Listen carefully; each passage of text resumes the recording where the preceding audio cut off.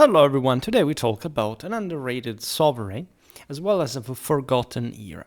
One of Charles III, King of West Francia, who came to be known as the Simple or the Straightforward. In fact, simple is not a belittling, but actually an appreciative title that, however, historiographically speaking, if you think about the times, the end of the Carolingian Empire in general, this sovereign was considered sort of a halfway between two different eras and not overwhelmingly interesting to study. But especially the history of Western Francia is history of kings. They were all very important, powerful rulers still at this point, and they would essentially remain that in the history of Europe. Therefore, I think that it's important to discuss this period, also because we haven't made so much compared at least to other topics about the Carolingians, also in the later phases, in this sort of transitional one. The designation of simple, by the way, derived from the Latin Carolus simplex. We're talking the same generation of Henry the Fowler that was born when the Carolingian Empire still existed, by the way.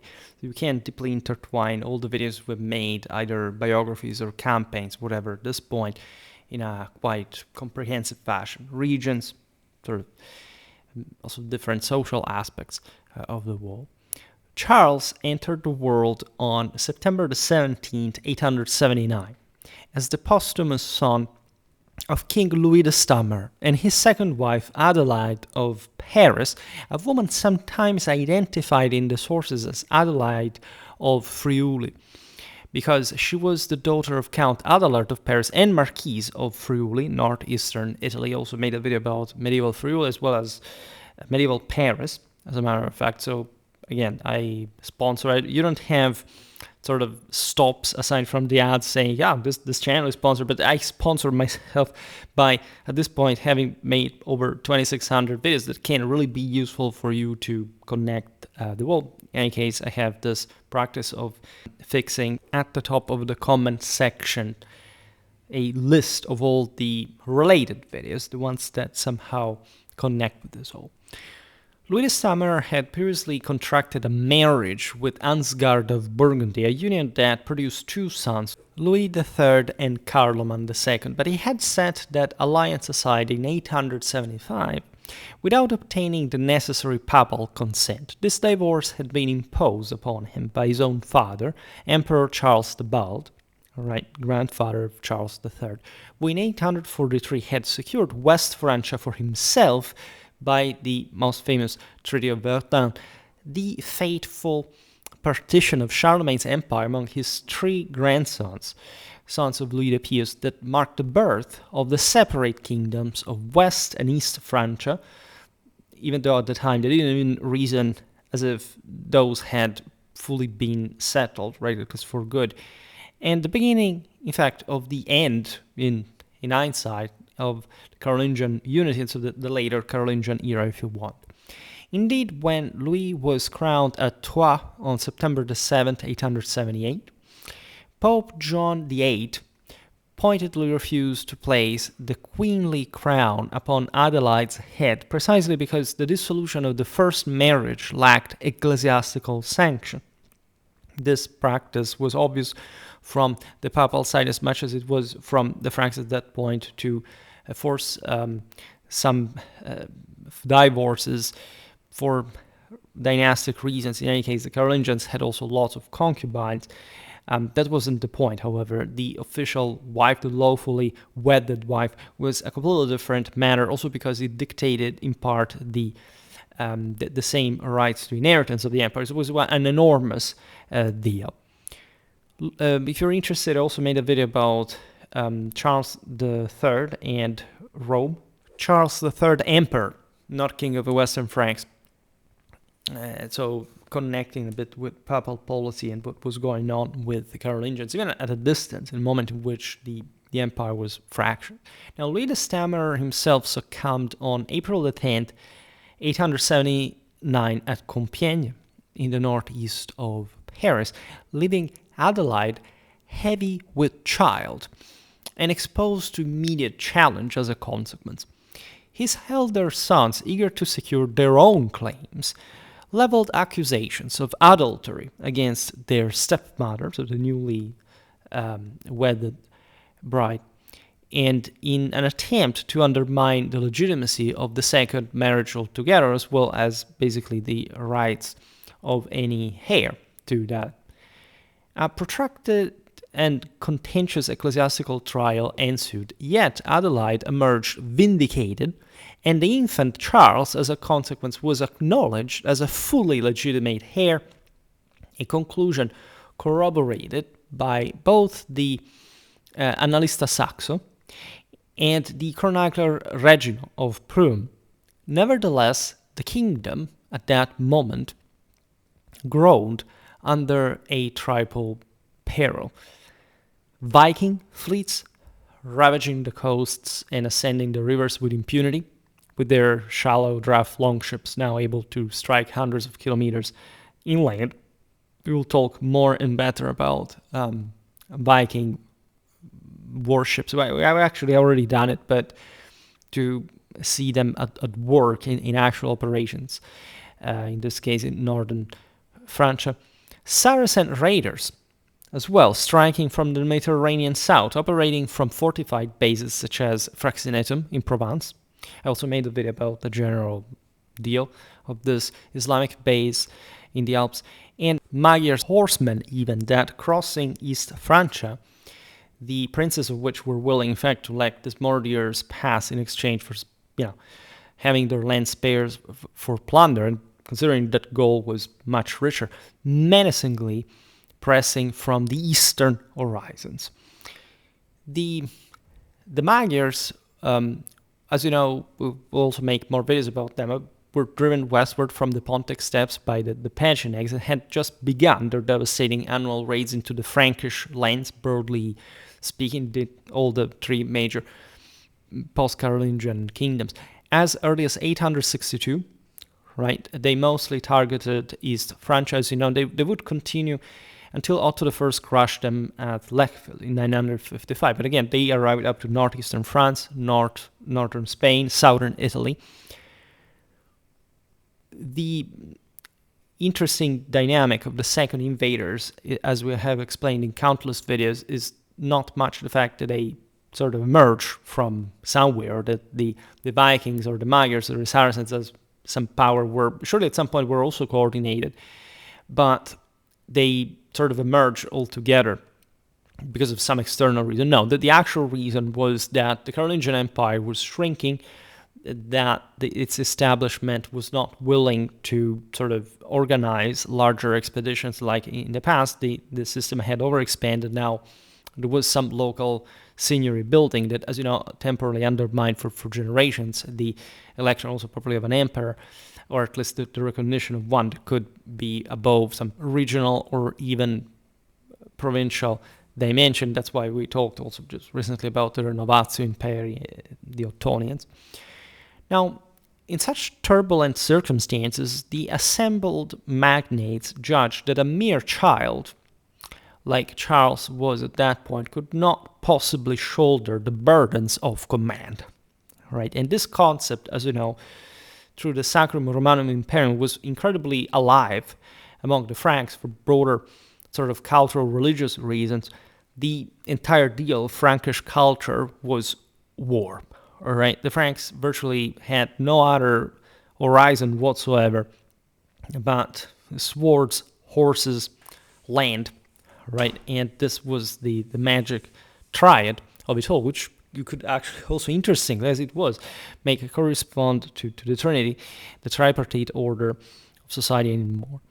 Now, Louis III perished without issue in 882, and Carloman II followed him into the grave on December the 6th, 884, likewise leaving no male successor. Confronted with this vacuum, the nobles of the whole West Francia, guided in particular by the influential Hugh the Abbot, extended an invitation to their cousin Emperor Charles the Fat, Charles III, again emperor, not king of the Western Franks, already wore the crowns of East Francia, and in this sense what was the entire empire, to reunite in fact the Carolingian realms under a single scepter and to exercise regency over the 5-year-old Charles. Right, lots in common with Dagobert in terms of actual recompaction of power in times of overall decline, simply because in the Frankish world, as you know, it was all about splitting inheritance between the old male heirs. And so if these had died, of course, like somebody could reunite, at least in name, like Charles the Fat, that was not also this at least enormously successful ruler. Also his name was a bit like in the same case Charles the Simple, Charles the Fat, all names that were thrown around for different rulers that must be understood a bit better in their respective context. You would have not done better than that. Now, this was the last serious attempt, by the way, in the 9th century to restore the Carolingian Empire of Charlemagne after the death of Louis the Pious in 840. Charles the Fat, however, proved singularly ineffectual against especially the ceaseless Viking incursions that plagued his domains, most infamously paying the Northmen 700 pounds of silver in 886 to lift the siege of Paris instead of fighting. You could have seen it even as a success, because, again, tributes had always been paid in the same way we think about Constantinople. But again, for the Franks, as we just said, this was unacceptable.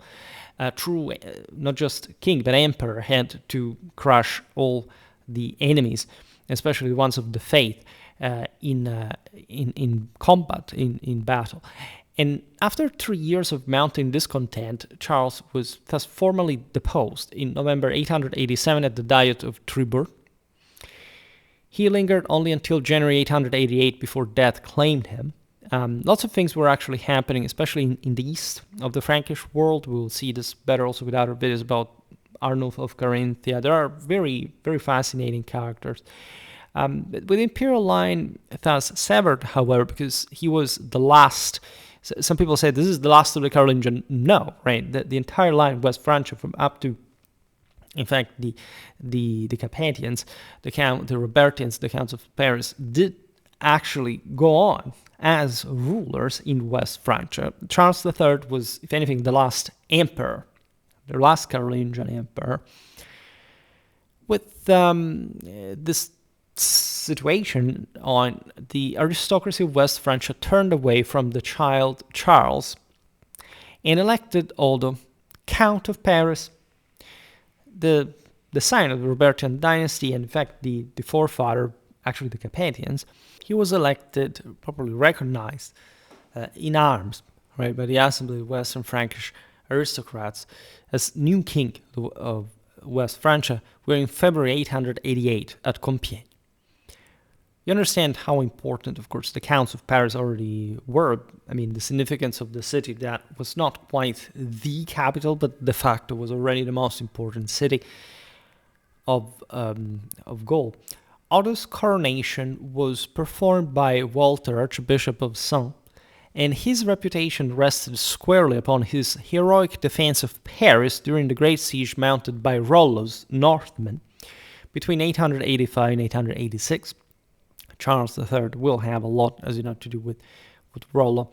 We will talk about him too at some point.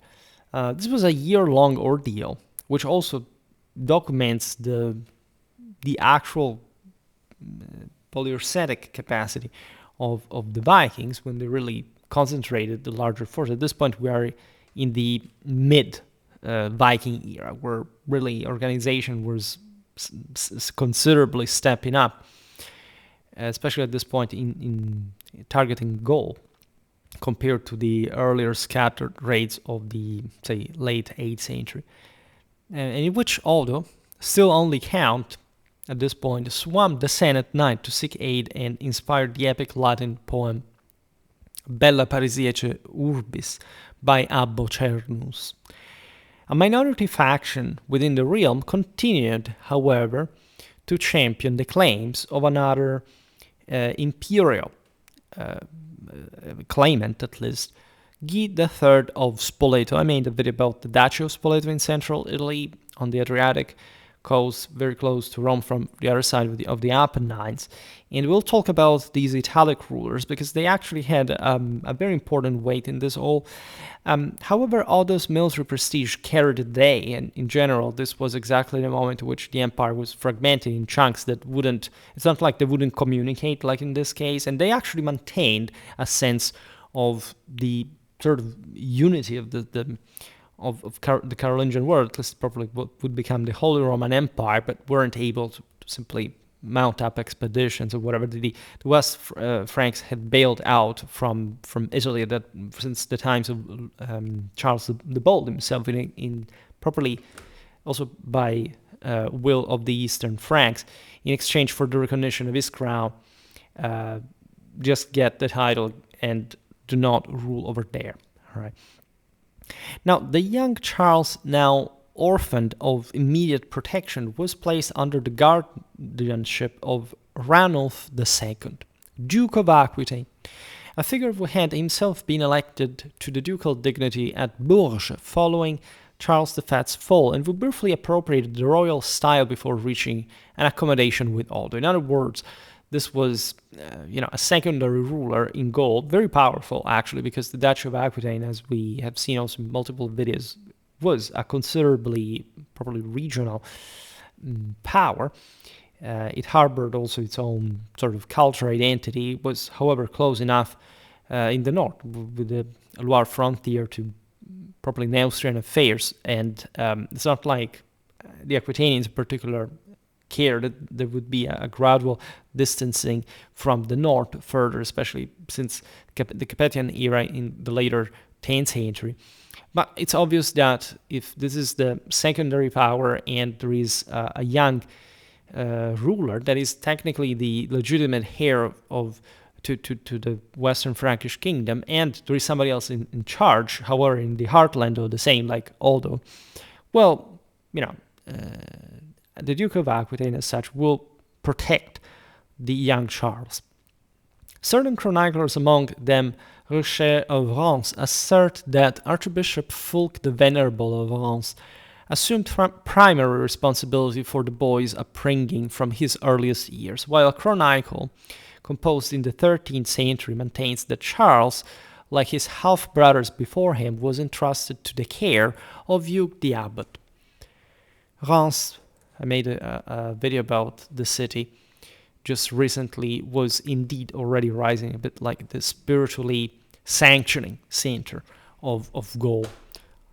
Otto's, especially as far properly royal legitimacy was concerned, Otto's tenure upon the throne grew increasingly precarious as his campaigns against the Norman Mordiers yielded meager results, and as accusations of favoritism toward his younger brother Robert, Margrave of Neustria, multiplied. They were essentially creating a massive family business that will also be finally evident in the Capetian era, but much later, that the other magnates of the land did not really like. We should stress that Neustria was historically not just the heartland properly of Frankish power. Right, the Franks came from Germany, and a great part of Austrasia was, in fact, their originally ancestral land. But of course, the Carolingian Empire, the Merovingian one, is essentially a Gallic empire. All right, and the very center of all the military clienteles, manpower, establishment, wealth, the most important ecclesiastical centers, is traumatically concentrated in northeast France. Right, and therefore this system was so coriaceous, right? Even though it fragmented at this point, exactly because every local ruler had very great power, his own possession, still was part of a hierarchical system that would not crumble, right? And it will actually create the strongest power in the Middle Ages historically. In June 889, the 10-year-old Charles made his first documented public appearance when he accompanied Ranulf II to Orléans on the Loire, where the Duke faced a modest armed contingent dispatched by Otto. After tense negotiations, the two leaders arrived at a settlement instead of fighting against one another. Ranulf swore a deliberately vague oath of fealty and promised to refrain from hostilities, thereby averting open war. By 892, Archbishop Fulk, an unflinching partisan of Carolingian legitimacy, had succeeded in gathering a coalition of disaffected grandees that included Richard the Justiciar, Duke of Burgundy, William I the Pious, Duke of Aquitaine, Adhemar, Count of Angoulême, and Pepin of Senlis, brother to Herbert I of Vermandois. This group orchestrated what amounted to a bloodless conspiracy, while Otto was occupied far to the south suppressing a revolt raised by the brothers of the late Ranulf. Fulk seized the moment and arranged for the 14-year-old Charles, who was close to maturity, to be anointed and crowned at the Abbey of Saint-Remi in Reims on January 28, 893. A date chosen with deliberate symbolism, for it marked the anniversary of Charlemagne's death, and therefore it had to auspiciously usher in a new imperial age. The ceremony was conducted by Fulk himself, assisted by the Bishop of Laon, Chalon, and Terouanne, and it unfolded before a substantial assembly of lords drawn from the territories lying between the Seine and the Meuse, therefore the heartland of Neustrian power. From this moment, Reims definitively replaced older coronation sites such as Soissons and Compiègne that were closer to Paris in the northeast, but didn't have the same spiritual history of Reims, the legacy of Saint-Remi and so on, beginning a tradition that in fact would last, as we've seen in the video about Reims, with very few exceptions, until Charles X in 1825. In this act, Reims was established for the first time, thus as the customary site of royal coronation, under the auspices of its own archbishop, a precedent that distinguished it from the imperial anointing of Louis the Pious in 816, performed in the same city by Pope Stephen IV, and from Otto's own double coronation, first at Compiègne and subsequently at Reims, on November 13th, 888. It's a double legacy, the Carolingian and the Merovingian, with Clovis's baptism at the hands of the local saint. Otto reacted with swift and decisive force to this coup, this betrayal. This is relevant because it shows how, by the way, the continuous campaigning of the Western Frankish establishment was not over, and there was still, of course, a regional range of power, but it was very risky to leave Neustria as your power base in order to campaign in the surroundings. You could literally be cut off from your center of power. Otto raised the castle of Épernay, led siege to the same Reims, and sought to crush the nascent rebellion. The partisans of Charles, however, compelled him to raise the blockade in September 893. A formal truce was concluded that endured until Easter Sunday of March 31st, 894, and during this interlude, Fulk dispatched emissaries to Pope Formosus, the infamous Pope Formosus. We still haven't made a video about him, but as you know, very interesting figure, very much evoked different levels of so many other popes possible in those YouTube videos, which was the most evil pope, or the corpse trial, that kind of stuff. But actually there is a very big and important political, ecclesiastical, as well as imperial history, as a matter of fact, behind that. And two, now in fact, Emperor Arnulf of Carinthia, key ruler that had emerged in fact from the southeasternmost basis of Eastern Frankish power, in a fruitless quest for external validation. They had, again, overthrown him from northern France, so he asked him desperately to the Carinthians, to the Romans. When the truce expired, Otto renewed the investment of Reims, obliging Charles to slip away under cover of darkness and make for the East Frankish kingdom. This was more secure, given that, as you know, the situation was incredibly tense. It was an atmosphere of civil war. At a plenary assembly held in Worms, in the Rhineland, the young Carolingian secured from Arnulf a pledge of military assistance, yet the commanders entrusted with the expedition abandoned their charge midway, citing unbreakable ancestral ties that bound their families to Otto's father, Robert the Strong. So the situation is that sort of lame internationally overall, as you understand. None of the two contenders managed to receive a great deal of support, especially the direct one. Charles then sought sanctuary in Burgundy, in the south, under the protection of Duke Richard. Arnulf, assuming the role of mediator, because he was properly recognized as emperor, summoned both contenders to another gathering at Worms. These were, by the way, ancestral lands to the Carolingians, as we were saying before, where he confirmed Otto's royal dignity while simultaneously routing an embassy dispatched by folk of Charles's behalf. Imagine the scene. Sventibold, Arnulf's son and sub-king in Lotharingia since 895, initially forwarded auxiliaries to his cousin, but soon betrayed the cause, peeling away several key supporters and mounting an abortive campaign himself to carve out portions of Otto's realm for himself.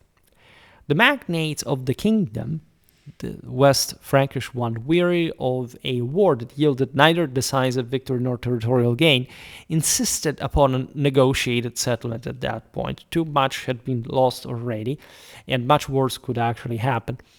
Talks opened in 896 under Fulk's ambiguous arbitration, with Hervé acting as Otto's principal representative.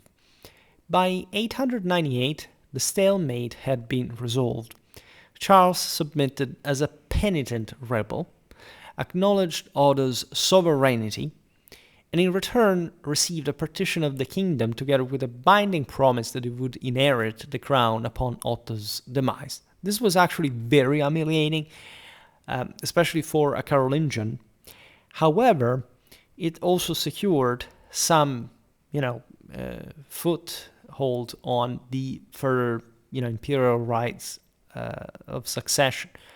The Annales of Saint Bast record that Otto, faithful to this compact even upon his deathbed, breathed his last on January 3rd, 898, and was interred at the Royal Abbey of Saint-Denis, that we also recently made, at this point, famously a video. The assembled nobility honored the agreement without demur. In other words, also Otto hadn't succeeded in essentially securing a dynastic substitution, right, of his house. It's not like that we will go away. The Capetians are the Capetians. In any case, homage was rendered at this point to Charles, who in turn confirmed Robert in hereditary possession of an extensive complex of Neustrian countries like between the Seine and the Loire. This will actually be the backbone of also the later Capetian rise that, again, also took over a great part of the domain and so on, as, at that point, kings. But it's already there. It's something even more ancient than, of course, for all the magnates that could rise to power in such a position, than the kingship, at least the one that was interrupted at this point. Together with the Mark of Brittany, even though that was a bit of a sort of an ideal possession, because the Bretons were not particularly sort of agreeable and generally, especially about the fact that we're subjects to the Franks. But it was a great honor, as a great title, and in any case, there was some political recognition across the board in these provinces. Also, the right to, and they could say the Bretons even make leverage in that sense in Neustrian affairs, as well as the right to administer those honors through vassals answerable solely to the Robertian house, which was a great prerogative, as much as almost typical feature of the period, the recognition, especially of the inheritance of the greater fiefs, as opposed to the smaller, will be recognized only Conrad II. This had already been sanctioned by the Capitol of Quercy-sur-Oise. And in this case, it simply meant, as you understand, it wasn't like a fully generalized uniform thing. It was ad personam, but Robert was so powerful that this was explicitly, like in the arrangement that, as you've seen also, that had happened with late Otto and Charles. The properly the recognition of some quasi-royal status, which will, in fact, greatly help the Capetian rise later. With the term Neustria itself fading from contemporary records, interestingly enough, highlighting properly the evaporation of political unity, not much of a national, you could argue, cultural one, because this will remain the center of the post-Frankish world at the end of the day. Charles's accession thus witnessed the public emergence of a cohesive Robertian military principality within the Western Frankish royal domain. Because the deposed emperor Charles the Fat was no longer counted in the West Frankish royal sequence after 887, the new ruler took the regnal number Charles III. Right? That's also how it literally happened. From the beginning, because the kings had, as we've seen in the count before, with Charlemagne, with Charles the Bald, also been the emperors, and so you have the same numerals. This should have been, in fact, Charles IV, all right, but it wasn't counted like that because Charles the Fat was really recognized as incompetent. But he also had been Charles III of West Francia. From the beginning of 898, Charles held nominal sway over the kingdom of West Francia. Finally, yet his effective authority extended little farther than the immediate environs of Laon, in northeast of Paris as well. These were all very powerful. We've seen them before. Compiègne, Soissons, Laon, Reims. Well, you can extend this further. There's Amiens. There are lots of, this will emerge, especially as bishoprics, right? That will later probably back French royal power, historically be part of the broader system of the Ile-de-France, at least of what will emerge as the Capetian Principality. For in this context, the realm had, at least de facto, if not formally, because it was always recognized, and everybody had an interest for the monarchy to be continuously recognized. We had de facto fragmented into a mosaic of powerful and largely autonomous principalities. Flanders under Count Baldwin II, Burgundy under Duke Richard the Justiciar, Aquitaine under Duke William I the Pious, and the Robertian dominions, as we've seen, centered upon Paris. I made a video for each of these policies. We will surely talk about them more and better, and also especially at this point, that, as you understand, is quite interesting and an era on its own, a bit forgotten if not in historiography, at least in pop culture, if we can't call it that way. We also made lots of videos explaining how or why this was politically and socially happening. Right? It's difficult to resume it here, but there is a peak of the empire, then the collapse, as we explained before, of extension, exhaustion of forces, necessity of internal stabilization, also some increase of power of the local aristocracy. It wasn't much of a weakening, actually, of the same. And this is, in fact, such a seminal moment for the further powers that will actually emerge. All right.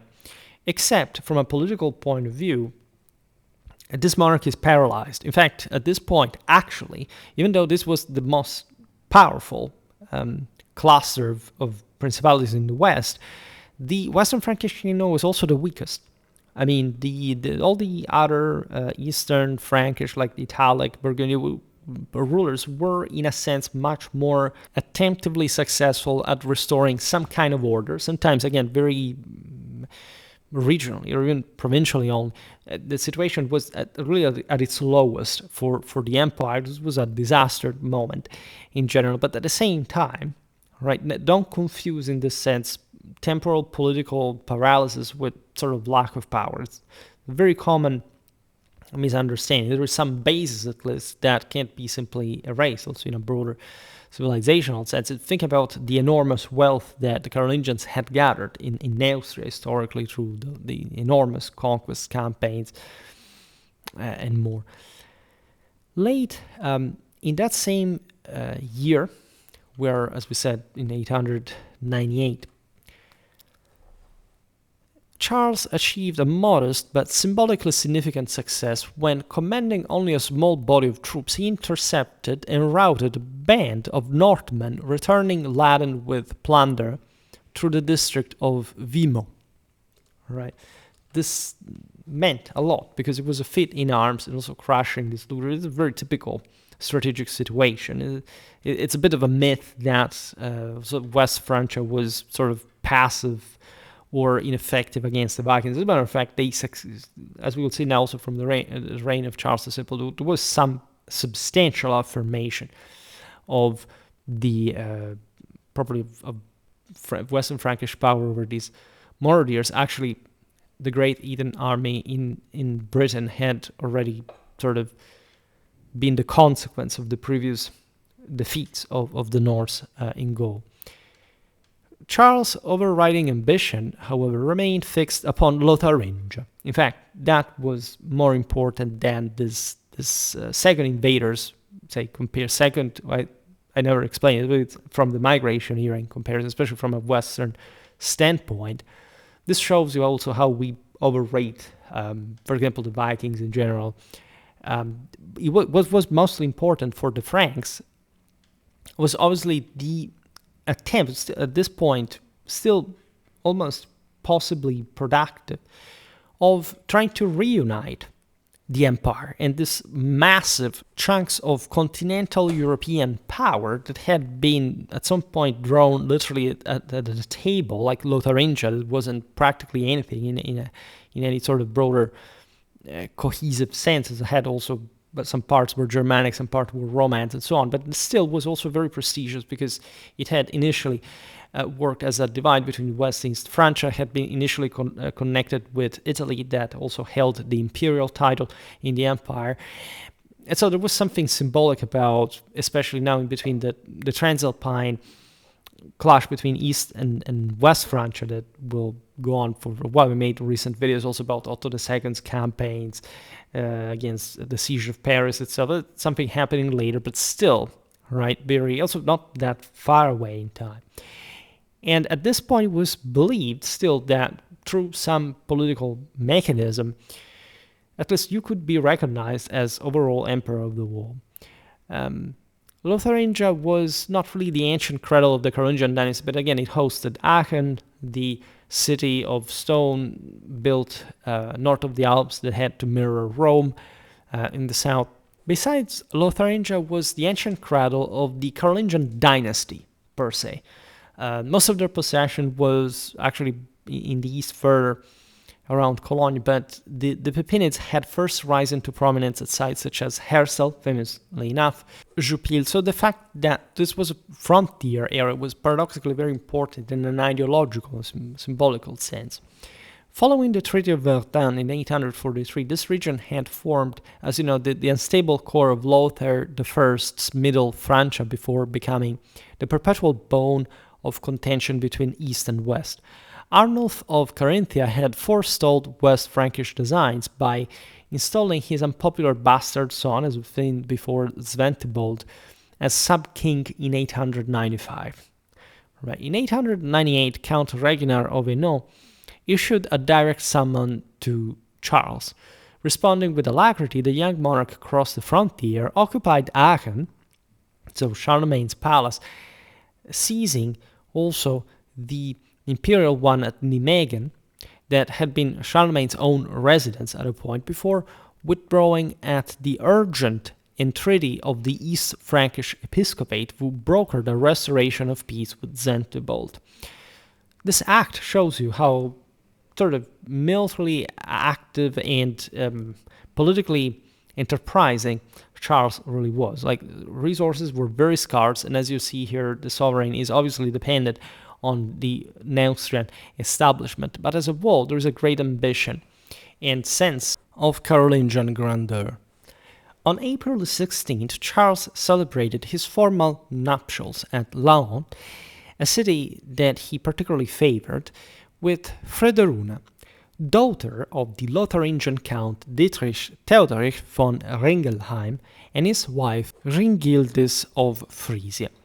2 days later, on April the 18th, Archbishop Hervé of Reims crowned her queen at the Abbey of Saint-Remi. And on the following day, April the 19th, the king constituted her dower with the royal fisc of Corbeny, the palace of Ponthion, and that was also very symbolic. But that's where Pepin the Short met with the Pope that called him to Italy against the Longobards with the young Charlemagne, probably as a child there. And all their attendant dependencies. This was really normal. That's also something we've seen very often in later medieval French history. The appanages that the royal members received was just like this enormous chunks, enormous seigneuries, fiefs across this immense Frankish dominion that was probably understood since Clovis's time as a personal possession of the royal house. The year 911 brought two crises of epochal consequence, however. In the spring, Viking forces, again at this point under the chieftain Rollo, laid siege first to Paris and then to Chartres. Charles inflicted a sharp defeat upon the invaders in the vicinity of Chartres on either August 26 or 28. Accounts differ, of course, as the precise dates, not even that important, and immediately opened negotiations mediated by Archbishop Hervé. The resulting Treaty of Saint-Clair-sur-Epte, 911, is an incredibly important, fateful moment. Just yesterday we were talking about the Norman conquest of Britain. Well, as you know, 911 is traditionally regarded as the birth act of Normandy, given that Rollo was granted, together with his warriors, the territory stretching from the river Ebb to the sea, that is to say, probably the lower valley of the Seine, in full allodial ownership, together with additional coastal lands built in Brittany, most probably the Cotentin and the Avranchamp. Even though West Francia exercised no genuine sovereignty over the independent Breton kingdom, as said before, which previous monarchs had repeatedly failed to subdue. This was, as you understand, a bit of a stockade to the Robertians that had received even that sort of Brittonic connection. But the most important thing here is the Normans. Normandy is a land historically created like this, that there wasn't something like Normandy before in the political repartition, etc. It derives from the settlement of the Scandinavian riders in here, essentially to create a buffer state against other Viking raids. This was not really, as we've seen, Rollo had been defeated by the Western Frankish forces, but evidently the Vikings had not been dislodged. Rollo was a very capable leader, and the settlement of him and his men on the lower Seine was a way, yes, to parry the upper river with some Paris from those Viking raids, but also was a way to control that let out to the sea, the most important in northern France. So, to make long story short, there is a condition of power sharing because the Western Franks can't fully dislodge the Norse. They, however, decide they can't sort of civilize them. And this is, in fact, very interesting as later, as you know, the clashes between the Capetians, the Normans, the Angevins will, in a sense, reflect the Capetian incapacity of dislodging, at least for a while. They eventually succeeded, those descendants of the Normans in these areas. But it had started literally from this. It would eventually emerge as a feudalist statal sense. Still, places like the Cotentin Peninsula, we talked about it also in the video about the Operation Overlord, still historically, at least ethnologically maintained, right, from especially pre-industrial times, this marked Norse phenotypes, like in these areas that were paradoxically also the more fringe ones, but were in a sense also the more militarily colonized, the ones that were also less populated by the Romance element, which is really normal because we've seen it throughout the entire migration era that normally the Germans settled in the more strategic areas that tended to be also the more, in some places, mountainous, more sort of militarized rather than the fertile lowlands, or at least those places that were also occupied by them, like in this case, had a greater prevalence of Romance population, greater development, and so brought things to some greater syncrasies, to say the least. Rollo had earlier declined an offer of Flanders, by the way. Just imagine things had gone the other way, completely different history of Europe. And that's how important, in fact, this settlement really was for both Rollo, Charles, and the rest of us. The compact was guaranteed by a solemn and unanimous oath sworn by the king, the bishops, the counts, and the abbots of the realm, securing the grant not only to Rollo himself, but to his heirs and successors in perpetuity, which was also one of the juridical reasons. But of course, like the House of Normandy was quite self-aware and assertive, so to say, in Western Frankish affairs. In exchange, Rollo pledged fealty, which was a big deal for especially a Viking. Undertook to furnish military assistance whenever summoned, agreed to receive Christian baptism, and accepted marriage to Gisela, daughter Charles had father upon a concubine, however, and so you could give her to the Viking, and who was therefore of legitimate birth as well. I don't know if you have ever visited Rouen, that is the city of Rollo, but if you go there, you literally probably breathe an air of Britain and maybe not fully Scandinavia, but you have this sense of the North proper. You have probably a boundary there, something you feel only in some other, I don't know, it's different. The Hanseatic cities are very much on their own, beautiful and unique, not even properly Scandinavian. It's something inherently distinct about that. But in that trait of the same, you can really start sensing this projection towards another world, as we were also documenting the Anglo-Danish one yesterday, and the later Norman connection. The core of the new principality of Normandy lay along the lower Seine, with Rouen as its focal point. Just said, in the decades that followed, it expanded westward beyond the river's mouth to form the nucleus of what would become the duchy proper, right? Duchy of Normandy. I also have a video, of course, saying before about the Duchy of Normandy, obviously enough. By the single diplomatic stroke, Charles brought an effective end to the devastating Viking raids that had long ascended the Seine, which you may want to appreciate in a political and strategic sense. Scarcely had the ink dried up upon the treaty when, in the autumn of the same year, King Louis the Child, the last Carolingian sovereign of East Francia, the son and successor of his father Arnulf of Carinthia, died without issue on November the 21st. That's because he died very young. The nobility of Lotharingia, led by the aged Margrave Reginar Longneck, would himself pass away in 915, by the way. Not a great year, definitely. And the Palatine Count Vigeric, supported by the rebel counts Gerard and Matfred, categorically refused to accept the ducal appointee favored by the newly elected Conrad I of Franconia. Another very interesting ruler, right? Conrad I, nobody talks about him. He switched to Conrad II, and he said, well, was there first at some point? And so instead, they offered the crown of Lotharingia to the same Charles, because he was the sole surviving adult male of the Carolingian line. This was not really a few overall. Like it was very important for all involved. The fact that sacred blood was still ruling and could be recognized in all its imperial might over this enormous amount of land.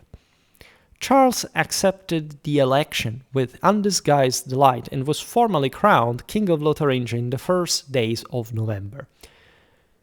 This meant that at that point, of course, there was an Eastern Frankish crisis, to say the least, for this political instability to allow him to rule on Lotharingia. But this shows exactly the point that the two, at least great part of this territory, could still be re-hegemonized by especially the stronger side. From 911-912 onward, Charles spent prolonged periods almost every year in residence at Aachen or at Thionville. It's in Lotharingia. Absences recorded only for the lacunary years 914 and 918. Such protracted sojourns irritated the Lotharingian aristocracy, however, who feared for their hard-won autonomies, that, as you know, they will maintain for a very long time, and provoked resentment among the West Frankish magnates, who regarded the king's eastward orientation as a slight upon their own interests.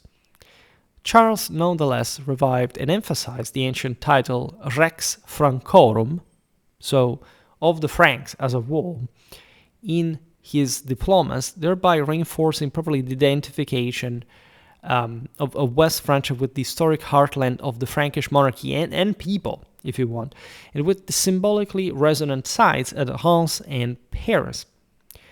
East Frankish rulers, by contrast, employed the style only episodically. They could not afford that, really. Also because they were much more dependent also on their own sort of ethnic ducal establishments that were, at this point, also freshly conquered by the Franks. I mean, they were fully, framed within the Carolingian legacy, but they still were very jealous of their own autonomies and sort of slower institutional developments and achievements. And so the concept properly of the Rex Francorum, so of, you could say, of Utrusque Francorum, something like that, of both the side of the whole Frankish world, for how it had been titled, by the way. You see how the Carolingians had impressed the idea that Francia was also, the lands of the Alemanni, of the Thuringians, of the Saxons. Like this is very important in the East. And so the title, Rex Francorum, vanished from, in particular, the Eastern Frankish Chancery by the 11th century. This was partially pursued by, again, the Eastern Frankish rulers, but especially during the Ottonian Renovatio. That's not surprising that the 11th century is when things stop, right, for different reasons. However, right, now to counterbalance the established West Frankish princes, Charles leaned heavily upon the kinsmen of Queen Frederuna, bestowing upon them a series of prestigious honors. Her nephew Ernest, her brother Bourbon, who was also elevated to the episcopal see of Chalon, the site of the Catalonian plains battle, at least what we think was, because it's not 100% sure, and above all, her cousin Hagano, a figure also connected to the family of Gérard de Brogne. From 914, the royal chancery was consistently staffed by Lotharingians, first Gozlan, bishop-elect of Toul, who served until 919. Toul, Verdun, Metz also recur very much also in later times because of the usual issues between the French and the Germans in this midland. And thereafter, Hagano himself, who would later be translated to the See of Toul in 922. Surrounded by a court increasingly dominated by Lotharingian councillors, Charles nurtured dreams of reconstituting the Carolingian Empire in his own person. Naturally, it was a delicate balance, and at this point in history in particular, quite an overly ambitious purpose. In fact, in this way, Charles soon alienated the heirs of the very dignitaries who had engineered his election in Neustria, men that were, by the way, also much more powerful than the Lotharingians, and especially in the very center of power where Charles ruled from. As you've seen, the Lotharingians also wanted their own autonomy, and these officials were just aristocrats that Charles had co-opted to try to escape a bit like the Neustrian interferences in his court, but, to not much avail. All right. In fact, these Neustrians were now intent upon consolidating also a nascent territorial principality of their own. At least, as we've seen, the different houses had really wanted, also outside of the Ile-de-France, we've seen with Flanders, now even with the Normans, not to have this too powerful king. This is a very interesting dynamic because it really resembles what will essentially be the one of princely Germany after the collapse of the German national monarchy in the 13th century. The idea that you wouldn't elect such a powerful prince because, after all, things had to remain in the hands of this broader mob on their own. Not that it wasn't actually a potential power, but simply political control rested largely at this point on the consensus of these princes. A veritable state did not exist yet. We're much more in advance in time, of course, for France compared to Germany, and that actually speaks volumes of the sheer scale and civilizational development between the two countries. The restless Prince Giselbert in particular behaved with impunity, secure in the knowledge that his personal friendship with Henry the Fowler, king of the East Franks at this point, shielded him from royal displeasure. When Magyar raiders menaced Lotharingia, that would turn out to be one of their favorite targets, Charles conspicuously declined to lead the defense in person, right, delegating the task solely to the Archbishop Hervé, a decision noted with disapproval by the chronicler Flodoard of Vence. However, if you think about it, these were just mountaineers. Yeah, they would devastate this land, but it was not Neustria. At least at some point it will reach there historically. But it's, again, these are not there to stay. Like, there is literally old East Francia in between the Magyars and Lotharingia. So it's more like, East Franks, what the hell are you doing? Why are you so ineffective? Why are you even helping the Magyars to reach as far as Lotharingia? Lotharingia is not really a place you can centralize in any meaningful way, which, especially at this point in history, is just a huge problem, especially in the Frankish world. Therefore, there were just also so many things that Charles could do, all right? And this choice, why running after the Magyars at that point, if they weren't even there to stay or to establish any, seigneury like the one they had created in the Pannonian Basin. Queen Frederuna died on February the 10th, 917, having borne 6 daughters. That's a bit of a unluck there, between 908 and 916. Ermentrude, who may have married Godfrey, Count Palatine of Lotharingia and holder of the Ulig cow, the namesake Frederuna. These are all the children. Adelaide possibly wed to Raoul I, Count of Gui. Gisela formally betrothed, as we've seen, to Rollo in 912, Gertrude and Hildegard. I should point out, by the way, as we said before, that Gisela was actually illegitimate, etc. That our knowledge about these individuals at this point in history, doesn't matter how important they were as royalty in West France, etc., is incredibly scarce. All right, there are some people who even doubt of the existence of Gisela, for example. So I will not descend into the philological issues. However, right, the absence of a male heir, here's the point, plunged the succession into uncertainty. Charles successfully repelled a series of attacks launched by Conrad I, 3 separate campaigns, according to the historian Christian Settipani, and he weathered the defection in 919 of Duke Gilbert of Lotharingia, who transferred his allegiance to Henry the Fowler. This was World War, and it wasn't really funny, but also not great territorial consequence outcome followed, really. The loyalty of Vigoric, in fact, was a bit like the most important point of this. It remained unshaken, a bond cemented in 909 when Charles' niece Cunegunda was given in marriage to Vigoric's son. On October the 7th, 919, Charles contracted a second marriage with Eadgifu, daughter of Edward the Elder, king of the Anglo-Saxons, by his wife Elfled, herself the daughter of the Wiltshire ealdorman Ethelhelm. This union produced a single son, Louis, born on September 10th, 920, destined to reign as Louis IV, named because of his Anglo-Saxon ancestry as, quote, from overseas. Not only for that, but say we'll talk about him another moment better.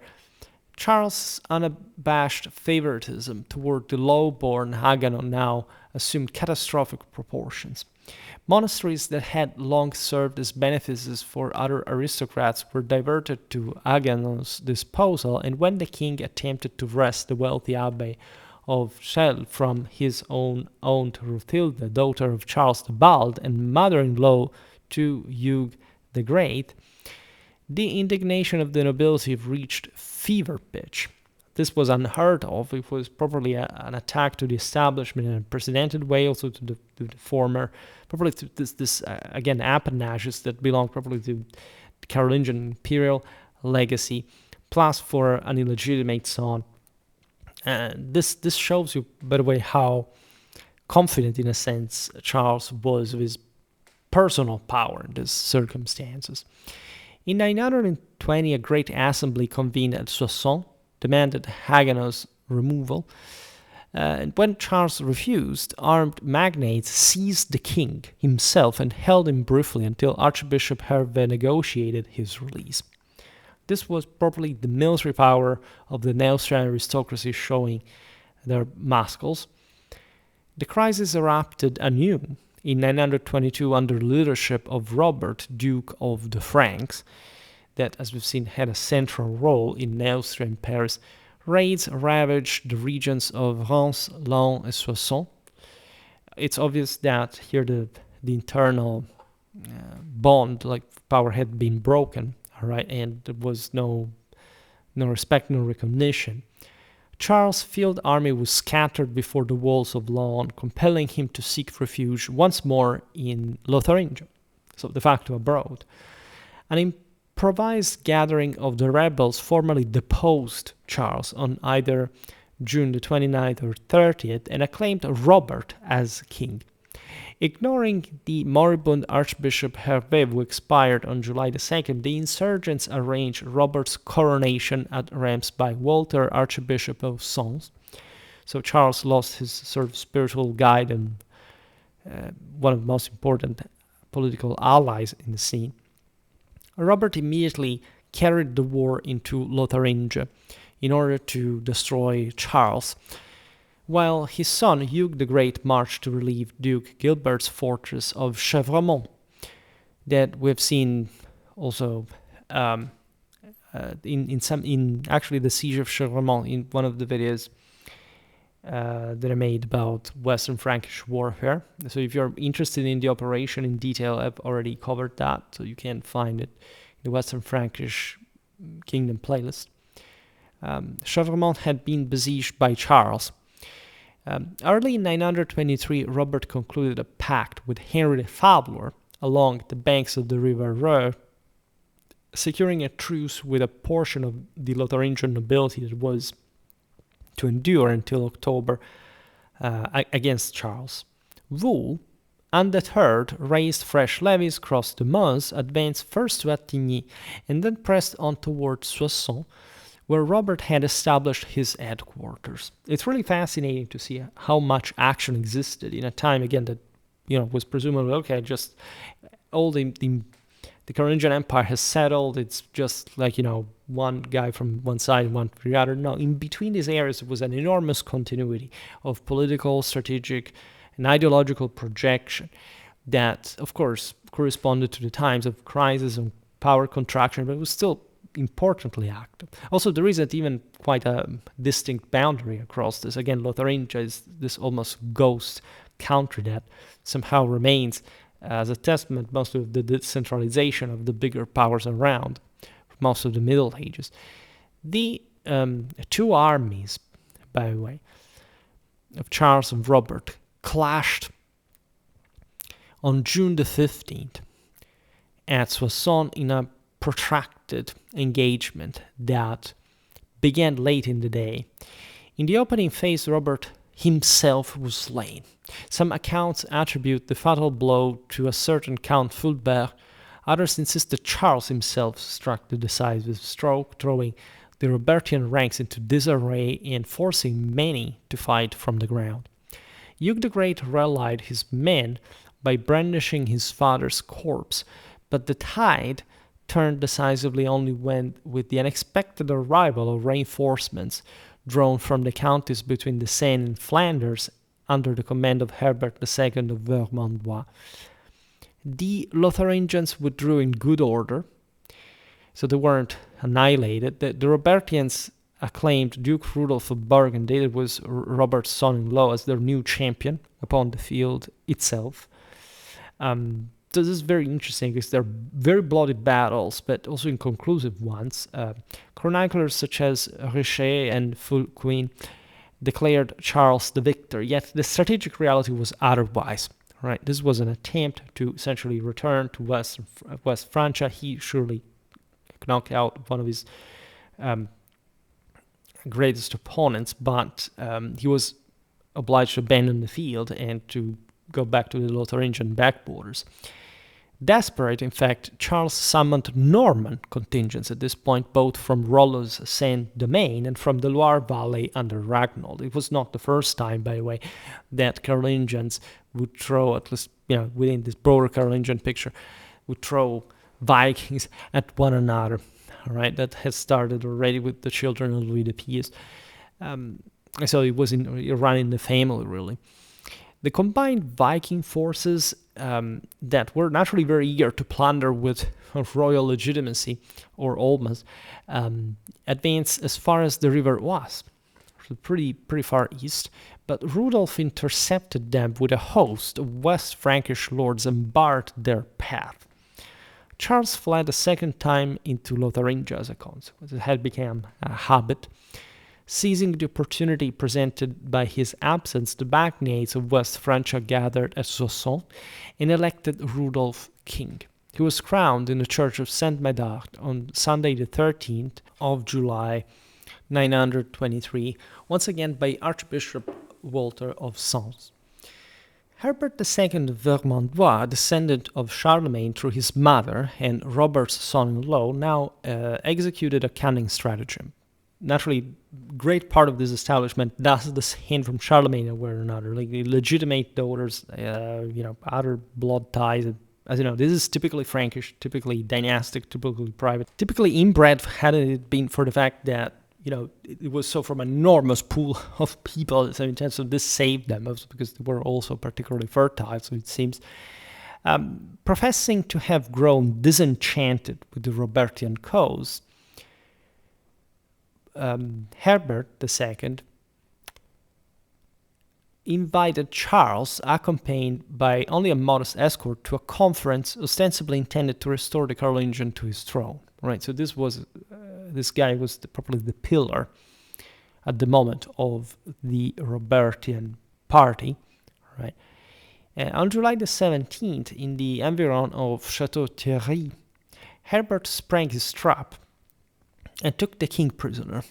Again, Charles was initially confined within the fortress itself for 4 years. Following a fire that damaged the tower in which he was held, he was transferred in 924 to the castle of Péronne. This tells you, by the way, how deeply hated by the Neustrian establishment Charles really was. That's not a good thing in general, especially to find yourself in. Queen Edgifu, together with the infant Louis and his siblings, escaped across the Channel to the court of her brother in England, hence also the guy from Outremer. In 925, Henry the Fowler seized the moment to annex Lotharingia outright, ending the last realistic Carolingian hope of reuniting the Frankish realms.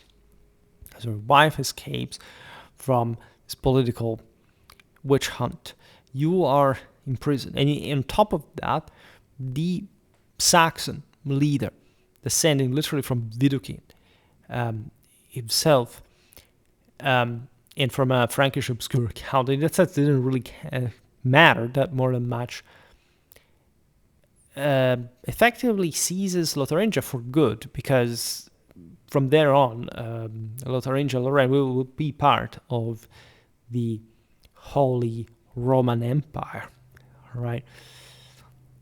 Probably of the Eastern Frankish Kingdom now. And that's also the end of Lotharingia as a thing in between, right? Up to this point, again, the Western Franks could hope to retain control on that. Charles had spent himself considerably in order to achieve this, without even too much intervention from the Eastern Franks. So Henry the Fowler cleverly and sort of very skillfully exploited this Western Frankish crisis that was symptomatic, however, of a deeper issue with political stability of the western part of the former Carolingian Empire. In 927, Herbert fell into dispute with King Rudolf, and seeking leverage briefly extracted Charles from captivity. He installed the former monarch as Saint-Quentin immediately after a church council held at Trosley, loudly proclaiming renewed recognition of Carolingian legitimacy. From there, Herbert conveyed Charles to O, where the still loyal Rollo, by the way, rendered homage, and alliance against Rudolf was formalized. Rudolf responded with a campaign into the northern marches, ultimately compelling Herbert to terms. Laon and de Viennois were ceded to Herbert and his son Aude, respectively. Further fragmentation. At a subsequent meeting in Reims, Rudolf granted Charles the royal fisc of Attigny and possibly that of Ponthion. Yet the erstwhile king remained under Herbert's close guard. Those were, as we've seen, also basically his wife's dowry. So there was something about this guy being a Carolingian and, representing something. It was important not to fully exclude in this broader power sharing situation. It was no reason, especially at this point, to annihilate him, just to use him as a pawn, right? Reduced to political irrelevance, however, Charles languished for 2 further years before dying, still in captivity at Peronne, on October the 7th, 929.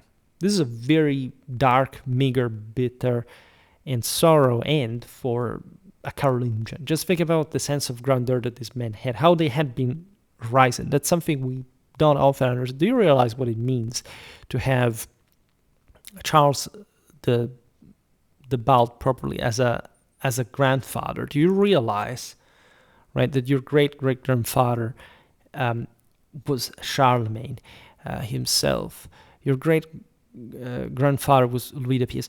It's something enormous. It's something that these men, like we study them as, some actors in a vacuum. This man carried that legacy with them. Charles died having endured 6 years of imprisonment, which was really terrible. As we've seen, it wasn't even just such a comfortable prison. His body was led to rest in the choir of the Abbey Church of Saint-Furcy, directly before the high altar. A rhomboid stone inscribed with words, quote, "Here lies Charles III, King of France, who died in the castle of Peronne on October the 7th, 929, marked the spot after later reconstruction of the choir, the renovations of the church. The church itself was demolished, however, unfortunately and dramatically, during the French Revolution. Both tomb and royal remains vanished as a consequence. These are really the worst aspects by far of the French Revolution, way before the terror that killed even relatively few people. The real tragedy of the French Revolution was this, right? What we lost with the French Revolution historically, culture, it's something unspeakable, and just the sense of violation of the sacred, of sacred. This is not, as you know, also how the revolution transmuted itself into, in fact, something newly imperial, right? But this moment was enough to destroy so much in scale, something appalling, really.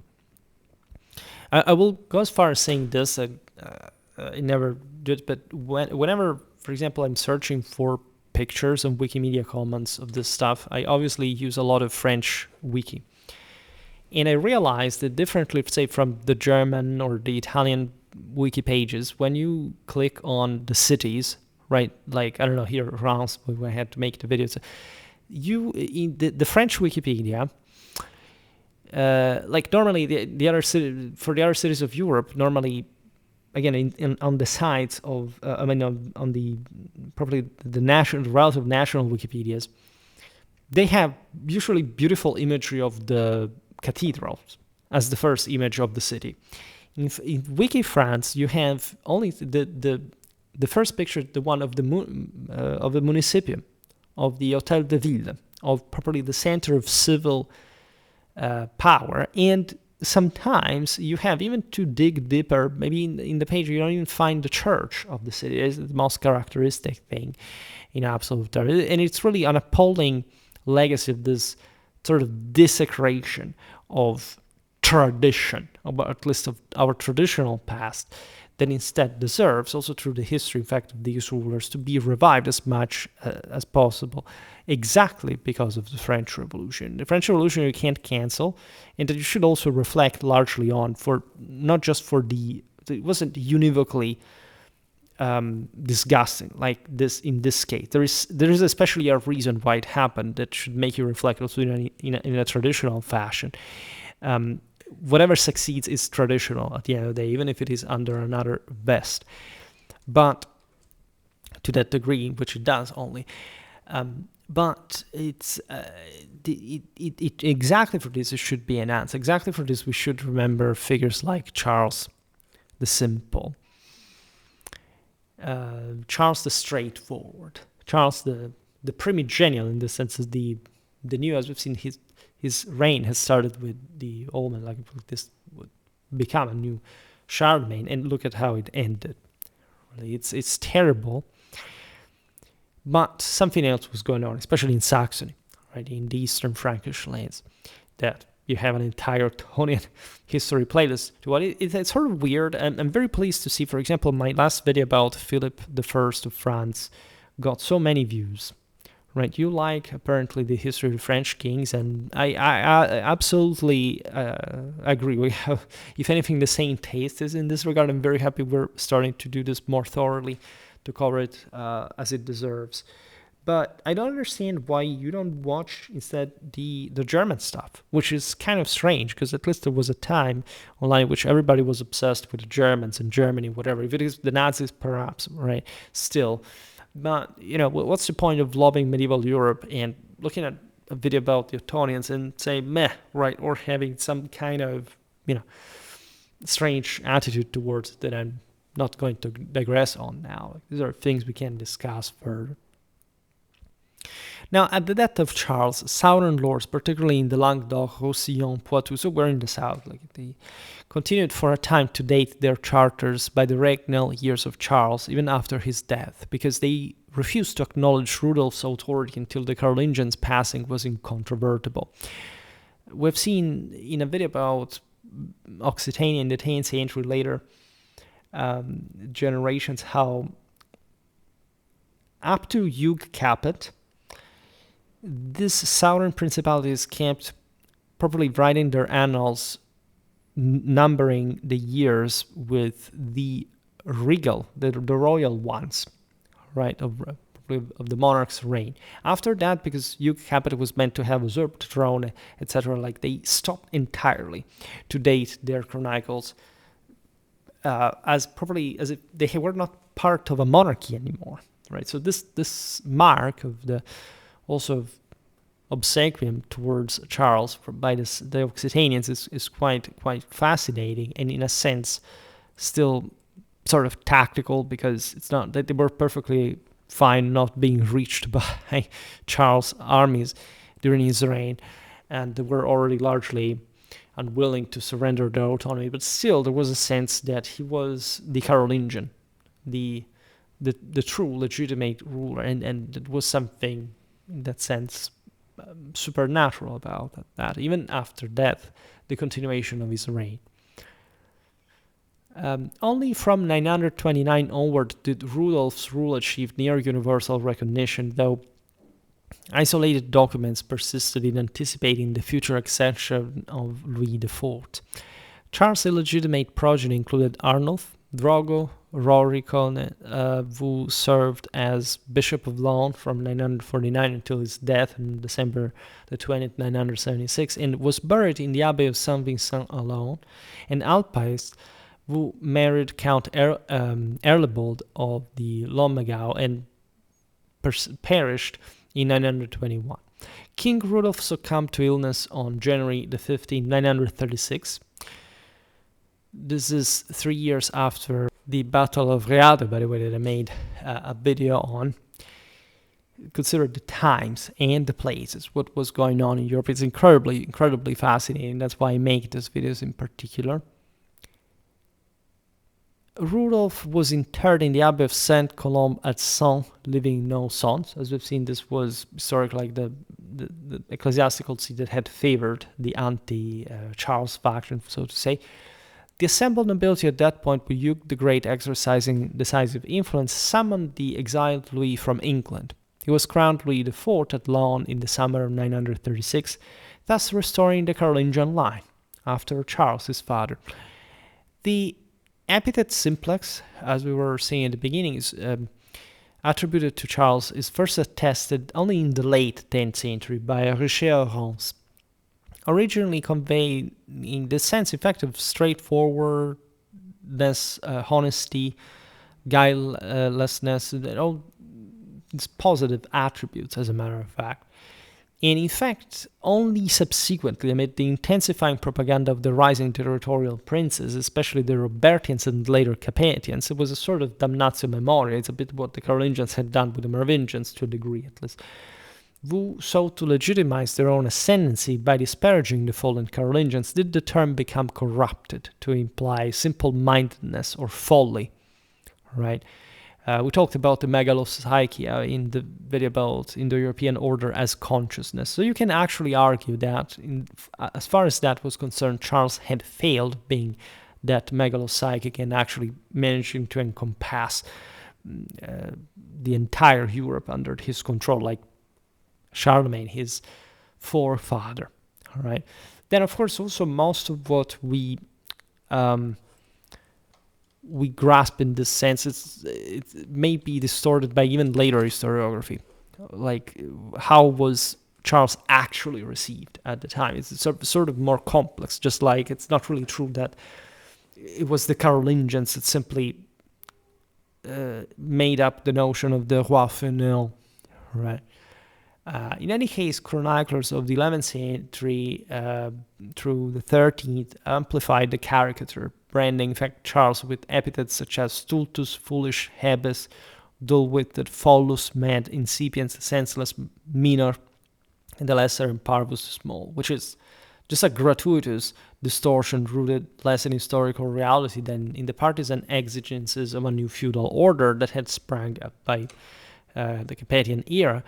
At this point, in a very different moment in history, and therefore also also not really univocally expressed. So let's turn also to the contemporary world and see how much we have twisted ourselves of this historical reality. All right.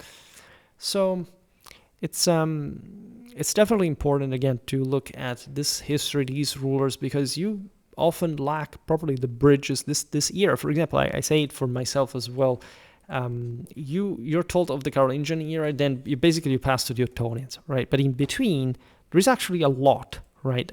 Naturally, across, let's say, multiple lands that were ever more autonomous, so there's absolutely this sense of sort of division, of discontinuity, and so on.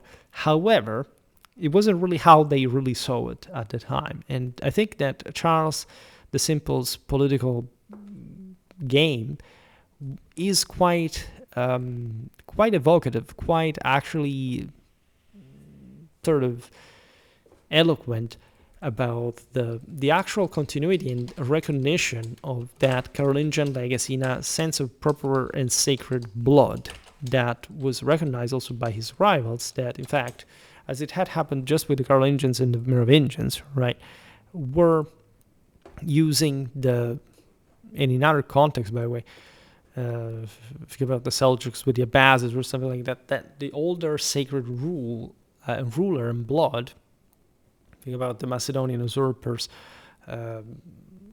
roughly almost around this time, yes, in the Byzantine Empire, in ways that reflect how important sacred royalty really was at the time, in a way that today we can't even see, in fact, contemporary royalty per se, right? And we should, in order to appreciate, to recover, in fact, to really see for what it really was at the time. Because if you don't have this picture, you can't even correlate it, compare it with what we're seeing today. It's just like the video I made the other day about alchemy, right? If you have no idea of how sort of secularized and modernized, however, and how still alive certain, in spite of this, certain traditional principles were at the time, you can't appreciate even how more powerfully genuine they were expressed at the time. You can't appreciate how humanity, in that sense, sort of degenerated further. So it's incredibly didactic, and it's only through these kind of videos that you can fully appreciate the entire horizon. Probably there are people I like to play this game at the end, especially also to lengthen a little bit the length here. I'm not searching yet. That made a video about Charles the Simple. Let's check on YouTube. Simple. There is a voice in the result. Probably there is something. Yeah. Charles the Simple 5 minutes. Charles the Simple 5 minutes. Charles the Simple 50 seconds. The reign of Charles the Simple every month 3. This may be nice, like from the map. 3 minutes. Charles the Simple 3, but with dumb AI. So practically nothing. I'm going to be the only person who actually made a video about Charles the Simple. Yes. So this tells you again how much we need to talk about these rulers, because it's impossible to treat them like this at this point in history with all the information that we have and whatever. So we will see better how much like this ties in with the rest. As I was saying before, by the way, we didn't make too many videos about the Carolingians. We should really do more. We should also do more about the 7th century, about the 8th. Really, we can't but do this. The Carolingians, only 13 videos dedicated to Carolingian Empire. We made much more, but in fact, how much? Carolingian Empire 68, right? This is not even the empire anymore, right? So it's not. But the Carolingians individually, only 14. It's too few. Really have to make a lot more. And history flows like that. It's all very beautiful in its sea, in its ocean of relevance, right? That's something we're pursuing here. For today, however, I stop it here. I just hope that you enjoyed this video. If you did, please share it. Otherwise, leave a like or subscribe to my channel if you're interested in my upcoming content. As always, I thank you heartily for listening to me. I wish you a nice time and see you next time.